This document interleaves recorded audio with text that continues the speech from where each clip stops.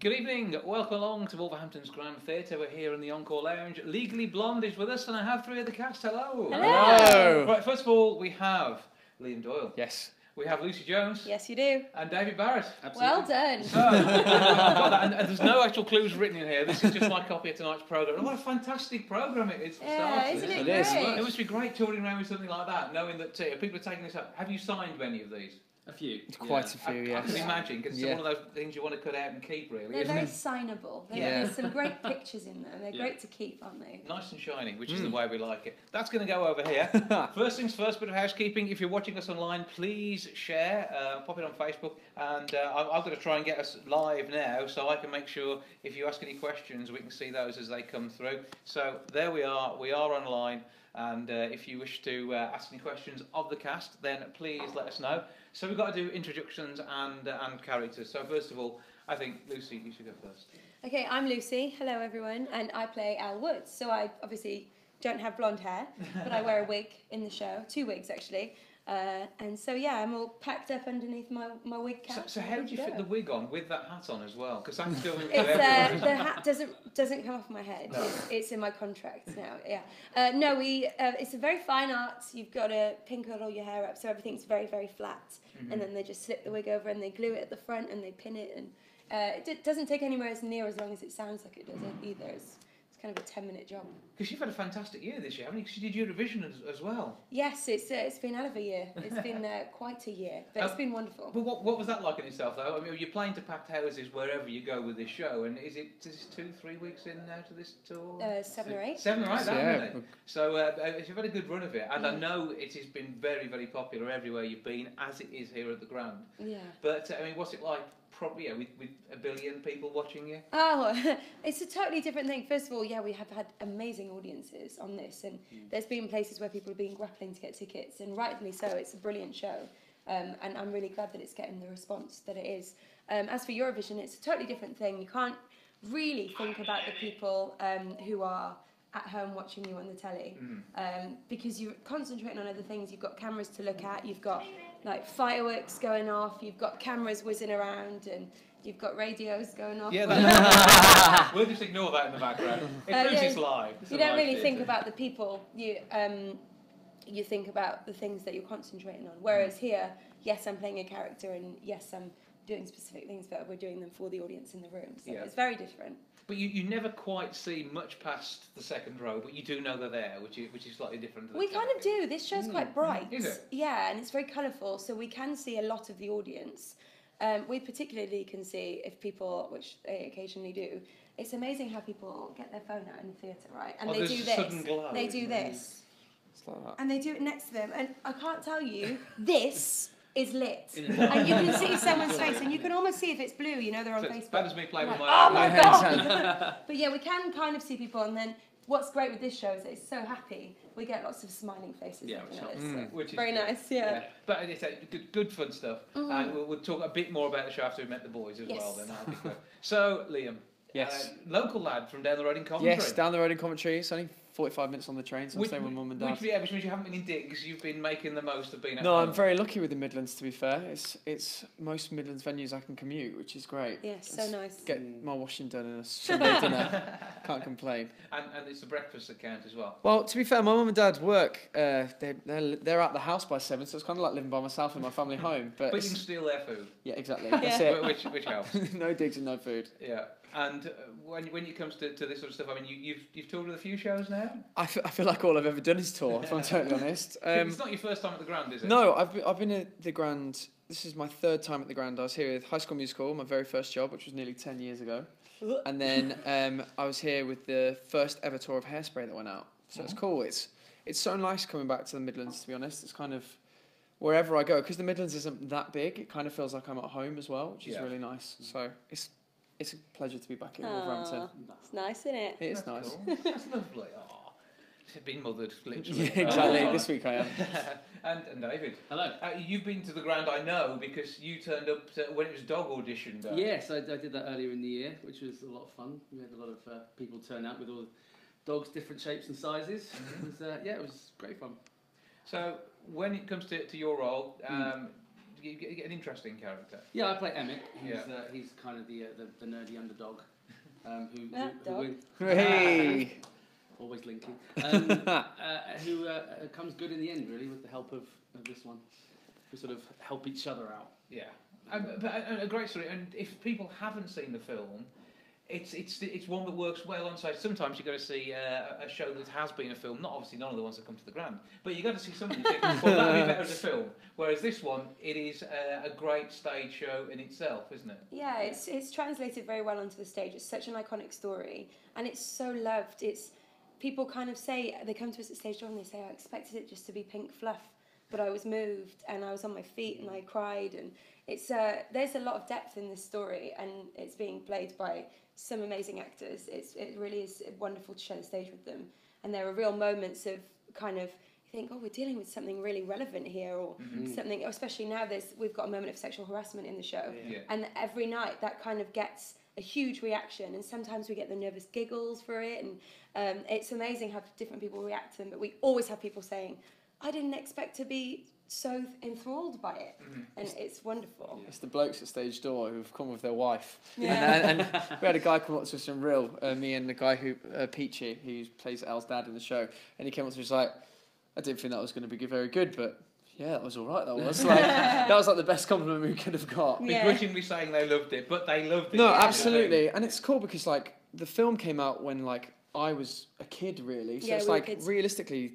kids much younger than us, like 16 to 18-year-olds. Some people don't actually remember the film. It's been that long. They've heard of the film, but they've never actually seen it. So it's the first time round for them. Exactly, and some people just know the musical. So it's great. It's kind of, regardless of where you are in your journey with Legally Blonde, whether you've ever seen it a million times or you've never seen it before, you can take something from it. There's always a character that you can identify with. And Lucie is amazing. And it's... Oh my God. But it's one of those things where the story is incredible, and every single person on stage is at the top of their game, and they're working so hard towards giving the audience exactly what they want, and that's why we're getting such good audience responses, because everybody on stage wants exactly the same thing as the show to be as incredible as it can be, and we're getting, hopefully we're doing that right. Well, tell us about your character then, because we've heard a little bit about Emma. So I play Warner Huntingdon III. Which is kind of bad news in some ways, isn't it? It's really nice to play a baddie, to be honest. I never get the chance, but he's kind of one of those people where he's been brought up to be this thing and to live a certain way and be used to a certain way of life. So at the very beginning of the show, he goes out for dinner with Elle, and Elle is under the total understanding that they're going to get engaged. Yeah, and I'm ready. He just point blank finishes with her out of nowhere. And it's just because... Did you draw on your own experiences to create this?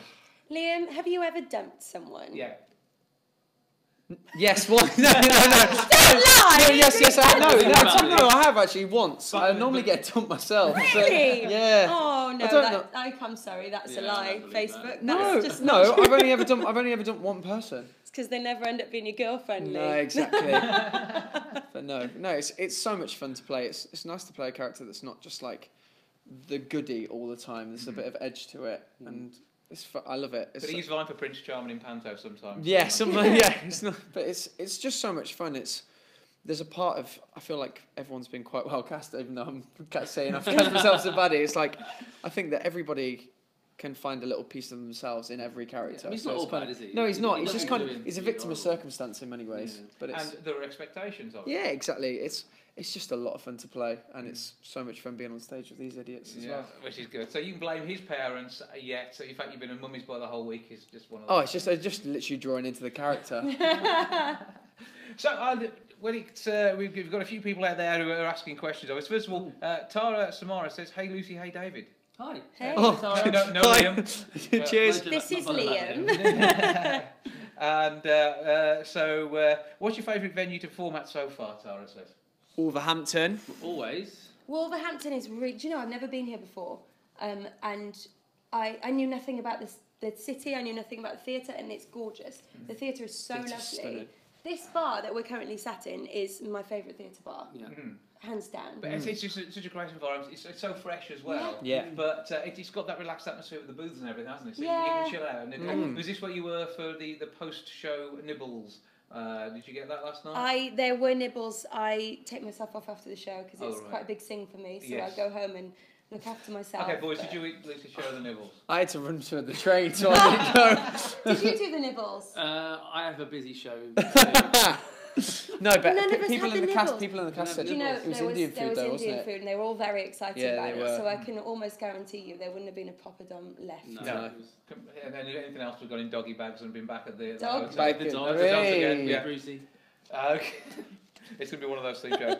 Right, we've got Jan saying she came last night, brilliant cast, wonderful show, so that's nice. Thank to hear. you. Jan. Can I just say the audience last night were amazing. So good. They were so behind us from the word go. It was amazing. Can't wait for tonight. And Tara say sorry, Liam. Don't worry. More questions. If you want to get in touch with us, just pop a question on the Facebook Live feed and we'll have a look from there.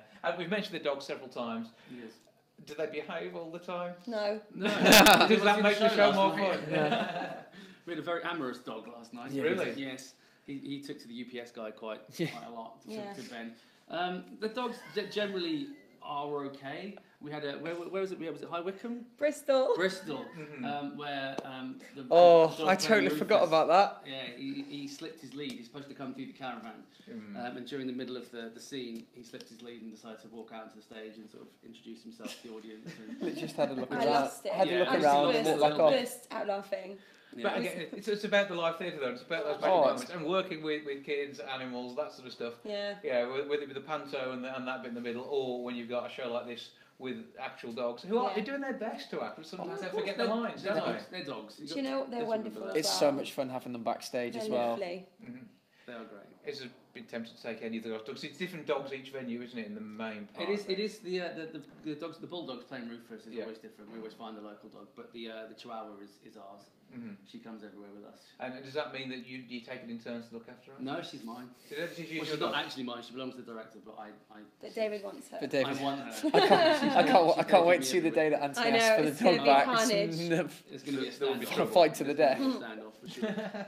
We'll see how that one goes. Yeah. Right, Jacob asks us, what's your dream musical theatre role you've yet had the chance to play? We'll go down the line for that one, David, first. Oh, blimey. When I was younger, I always wanted to play Jean Valjean in Les Miserables when I grew up. So I guess it would have to be that one. I mean, there's lots of others that I'd love to do. I'd love to play Chris in Saigon. I'd love to play Jesus in Superstar. They're the ones that I grew up wanting to do. So they'll be. And is that kind of instilled at you at theatre school? Is it the sort of things that you see there? For me, it was when I was a kid growing up. I mean, the first show I ever saw was Les Mis. Yeah. And my parents are huge fans of it, so that was kind of. And then I was introduced. Well, you don't ease your kid into musical theatre by Do you dropping know what them I in mean? and Les Mis. You like dive. Sing light-hearted stuff. Yeah, and so that, and then with Saigon and Superstar and things like that, they were introduced to me as I was growing up, really. So that's kind of why they've stuck with me. Obviously, there's been loads of musicals since, but they're my three. They're the core. Yeah. And the ones you haven't been offered yet? Not yet. No. Have you auditioned for any of them and been turned down? No. That's okay then, that's So good. there's still a chance. Yeah, it could happen. I would also like to play Jean Valjean. In that hat. You're perfect for that. Why are you all laughing? Strap on beard. No, I've got a list locked in my agent's office in a drawer of things that I would like to play. And you'll know about them Yeah. if I get them. Yeah. And honestly, two of my dream roles I've played. One of them is this, and one was Molly in Ghost, which I played opposite Liam. We toured together with that. He didn't get his kit off for you, did he? Did. Oh, yeah, he Shocking. did. He took mine off as well. Yes, I did. Yeah. Yeah. I don't know what else to say, actually. Yeah. after that. It just loses the moment. Liam. I've been really lucky that I got to play the dream part that I always wanted to play, which was Fiero and Wicked, and I got to do that for a year on tour. And if it's cheating, I'd really like to do that in the West End. I think, just because. No, that's cheating. Yeah, that was the one thing that I said that I always wanted to do. I wanted to play Fiero in London. So we'll see. If it happens, it happens. If it doesn't, you just go and find a new dream. Yeah. Well. It's cheating slightly, but here he is. He's available after the tour, which is a while yet. Finishing June, July. June, July. Okay, right. So look out for that one. Available. Rehearsals from there. But again, it's a big tour, and do you get Christmas off in this one? Or do We you? do. We do. So what's Christmas going to have in store for you? Obviously, you've got the hat already, and they go to She's Lucie. ready. I'm ready. He's doing panto. You I'm used to. slapping my thigh. and- No rest for the wicked over here. I'm off to Sunderland to play Jack and Jack and the Beanstalk. Sounds like good fun. Well, we've got Jack and the Beanstalk here, and we've got Gareth Gates. You've got Gareth, haven't you? Yeah. Yeah, GG. but he's no David Barrett, is he? Let's be honest. He hasn't got the draw. I think you'll find he has. I know tickets have been selling well. 01902 4291 Get your tickets for the Panto now. I will say, I did Les Mis with Gareth, Yeah. and he is phenomenal on stage. He's brilliant, and he's so funny. He's so quick and quippy, and he's going to be great in Panto. Yeah, so you can get away with it, and I'm sure you'll be doing the same sort of thing when you get away with it. Lucy, Panto for you? Oh, absolutely not. No? No, I'm having a break. It's been when I say it's been a hell of a year, I really truly mean that. I've not had a second to breathe. Well, if you look at the number of people you've performed in front of this year, I think you've done it for a good year. You've done enough. I can quit now if we've got enough people we've performed in front of. But no, it's been a really long year. I'm doing a concert version of the Christmas Carol in the West End, which is going to be really fun, and a couple of little other gigs and stuff, one of which is going out on my Twitter today. Ooh. Get your tickets. Go and give us a Twitter handle. Yeah. Oh, at Lucie Jones 1. That's LucieJones 1. There you go. Liam's going to throw his ass in a bit as well. And then I'm just hanging out. I mean, I would say I'll come and see you in Panto, but I'm not going to do it. No, I'm just going to hang out with my friends, and I got married in this summer, and I haven't seen my husband for more than 3 days at a time since, really. So that's the secret to a happy marriage, I think. that's what I've heard. Yeah, we've made it this far, so we'll see. That's all good. Liam. No Panto for me this year. I'm blasting cough. I'm actually going to Thailand for 10 days, so I can't really complain. It's a holiday time. Yeah, it's the first time that I'll have been able to spend longer than 24 hours at home for Christmas in 9 years. Me too. Yeah, so since I started performing, I've always worked every literally Christmas. in 9 years for me too. Yeah. How weird. So I can't wait to just and the first family holiday I've been on in like 10 years. So it's gonna it'll be so nice. I can't wait. We're going to Zanzibar in January. Yeah, that's there we go, so that's good. And a honeymoon. And I'm going on my honeymoon, so we're just jet setters, really. And living it up, making it better. Yeah, exactly. Like it. Okay, then you've got your job now is to sell this show. You've done a great job already, but how would each of you sell the show to our punters out there who haven't, for some reason, got tickets yet?